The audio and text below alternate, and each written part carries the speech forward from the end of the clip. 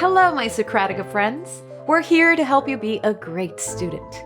It's that time of year again, time to go back to school. Are you ready?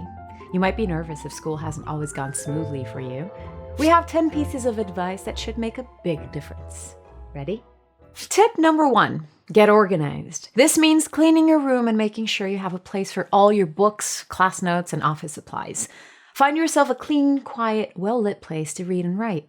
It's much easier to focus if you're not surrounded by noise and clutter. This might mean turning an unused corner of your house into your special study area. Or you might want to scope out the best place in the library where you can get work done. Just find it now, so you're not scrambling when school starts. If you're sharing a dorm room, it's a good idea to have a backup plan for those times when your roommate has company. Tip number 2, buy office supplies. God, I love this part. Now, you don't have to go crazy like I do, but get your supplies before they're all picked over. Binders, spiral notebooks, pens, pencils, erasers, highlighters, calculator, ruler, index cards. And find a nice way to store all of these things so they're easy to find when you need them. Each of these supplies play a different role in your studying. You may not use all of them, but I do. You don't have to spend a fortune here. The index cards from the discount store do the same job as the ones from the fancy stationery place. But it is a nice idea to make one of your office supplies a special treat, so you smile every time you use it. Tip number 3, buy and use a planner. You might think this belongs with tip number 2, office supplies, but I believe in this tip so strongly it deserves special mention. A planner is the key to managing your time. If you're already using an electronic planner like Google Calendar, feel free to keep using that. But if you've never kept a calendar before, start with a paper planner. There's something to be said for writing out all your tests and assignments in one place so you can see everything at a glance. Tip number 4, pick your classes carefully. You might not have any choice at all here if you're in high school or a very structured major in college. But if you are in the position to pick any classes you want, approach this with care. Write out your classes on paper and look for any conflicts. Are all of your classes jammed together in the morning and you're not a morning person? Don't do that to yourself. If you can, arrange to take your classes when you are at your best. Think about having enough free time to study and get your work done between each class. Make sure there are enough blocks of time to devote to homework, eating, exercising, and sleeping. Tip number 5, read your syllabus. Your instructors put a lot of work into this document. Don't lose it. It will tell you all about the class rules, grading policies, and other essential information. Is your class graded on a curve? That's in the syllabus. What do you do if you're sick? Look at the syllabus. Before you raise your hand in the middle of class to ask about turning something in late, check your syllabus. I bet what you need to know is in there. Tip number 6, don't procrastinate. Your planner and your syllabus are your best friends here. As soon as you find out when your tests and major assignments are, write them in your planner. Then count backwards and write in as many blocks of time in your calendar as you'll need to finish your work without cramming it all in at the last minute. It's too easy to fool yourself into thinking you have all the time in the world. If you write it in your planner, you'll be able to see when you really need to start your work. Tip number 7, tackle your hardest task first. Now that you have everything written out in your handy-dandy planner, you know what to do, right? Or do you still fall into the trap of putting off the task you're not looking forward to?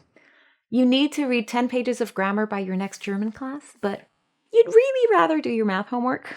Do the hard stuff first. Otherwise, you'll always find something else you'd rather be doing. Here's where using the Pomodoro technique really comes in handy. Rather than thinking of it as 10 long pages, set a timer for 20 minutes and work hard during that time. I bet you'll get a lot more studying done in that little burst of time than you thought you could. Take a break for 10 minutes, then set your timer for another 20 minutes. Go. Get it done. You'll be much happier without that dreaded task hanging over you all day. Tip number 8, talk to your instructors. What do you do if you find yourself lost in a class? Talk to your teacher. They don't bite. I'm not suggesting you go to them with every minor little problem. If you have a little question about the class, first, check your syllabus and your class notes. The answer is probably there, but if not, ask your classmates. If you still don't know what to do, send your instructor a very, very polite email. They are very busy, but they really do want to see you succeed. If you're in a big college class with teaching assistants, start by contacting your TA. They probably have a better chance of knowing who you are and how to help you. Tip number 9, get enough sleep. You know how much sleep you need. What happens if you go to bed and you don't set an alarm? How many hours do you sleep before you wake up naturally? I'm expecting a number between 7 and 9 hours here. That's your goal. When do you need to wake up in the morning so you're not rushing around all stressed? Let's say 8 in the morning. Now count backwards. You'll find, maybe to your chagrin, that this means you need to be in bed by midnight. This is not something to fight or pretend that it doesn't exist. This is what your body needs to be healthy. This is what you need to be happy and productive. You're not going to be able to do your best work if you're constantly sleep deprived. Please take this seriously. Tip number 10, stay positive. I know it can be really hard to put a big smile on your face when you're worried about doing well in school, but all that worrying isn't helping you. Try to focus on why you're in school, to learn, to become an informed person. Every day that you learn something new, every bit of progress you make, gets you closer to your goal. We have access to education more so than any time in human history. What a gift. What an incredible time to be alive. How do you get yourself ready to go back to school? If you have more tips for this school year, share them below in the comments. I'm expecting great things from you, my Socratica friends. Getting yourself prepared for school is an important part of being a great student. Hello again, my Socratica friends. We're here to help you be a great student by making you some great educational videos. This is a real labor of love for the Socratica team. We spend all our time researching, writing, filming, and editing our videos. In fact, there aren't enough hours in the day to do it all. How can you help? You can support our work on Patreon. This is not an obligation. Our videos will always be free on YouTube for everyone to watch. So if times are tight, don't send money. You can still help us by watching our videos all the way to the end and then sharing them on Twitter, Reddit. Tell all your friends.